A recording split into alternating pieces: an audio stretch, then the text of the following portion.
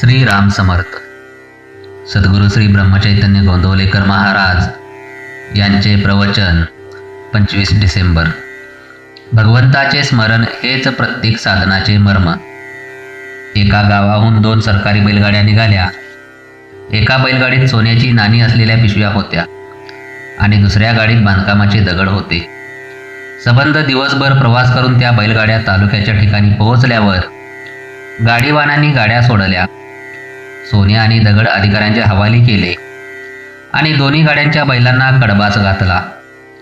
तसे भगवंताच्या दृष्टीने विद्वान आणि अडाणी दोघेही सारखेच. सुंदर विचारांचा भार डोक्यात वागवला म्हणजे विद्वानाला भगवंत जवळ होतो असे मुळीच नव्हे. विद्वान काय किंवा अडाणी काय, दोघांनाही बुडवण्या इतका अभिमान प्रत्येकाजवळ असतो. विद्वानाला अभिमान जास्त मारक होतो इतकेच. विद्येला जगात किंमत आहे, पण ती साधनरूप आहे, साध्यरूप नाही. विद्या ही भगवंताची दासी बनली पाहिजे. पुष्कळ वेळा विद्वान लोक व्यर्थ चिकित्सेने आपल्या आयुष्याचा नाश करून घेतात. साधे भोळे अडाणी लोक भगवंताचे नाम घेऊन मजेने तरून जातात.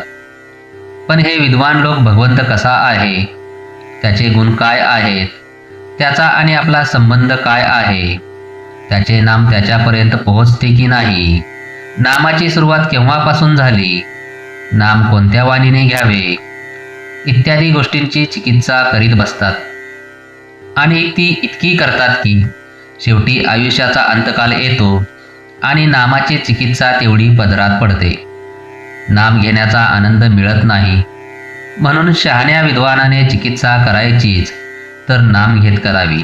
ज्याच्या अंगी मीपणा आहे त्याने चूक केली तर भगवंत त्याचे प्रायश्चित्त देतो. पण ज्याच्या अंगी मीपणा नाही त्याच्या हातून चूक घडली तर भगवंत ती सांभाळून घेतो.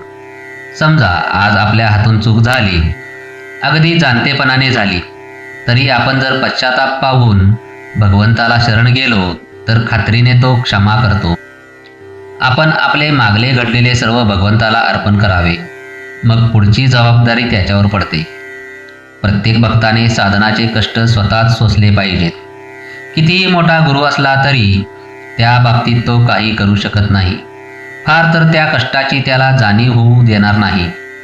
आपले मन आपणच आवरले पाहिजे आणि आपल्या वृत्तीला आपणच वळविले पाहिजे. साधन करीत असताना येणाऱ्या अवस्था आपण शांतपणे सोसल्याच पाहिजेत. भगवंताकडे जायची साधने पुष्कळ आहेत. इतर साधनांचे कष्ट करून जे साधते तेच थोडे नाम घेतल्याने साधते. पण नामावर तशी श्रद्धा मात्र पाहिजे. प्रत्येक साधनाचे मर्म म्हणजे भगवंताचे स्मरण होय. त्याचा पूर्णपणे समावेश भगवंताच्या नामात आहे. म्हणून ज्याला लवकर भगवंत गाठायचा आहे त्याने एका नामाची कास धरावी. जय जय रघुवीर समर्थ. आजचे बोधवचन. नामाबद्दलच्या सर्व शंका नाम घेत गेल्याने आपोआप नाहीशा होतात. श्रीराम समर्थ.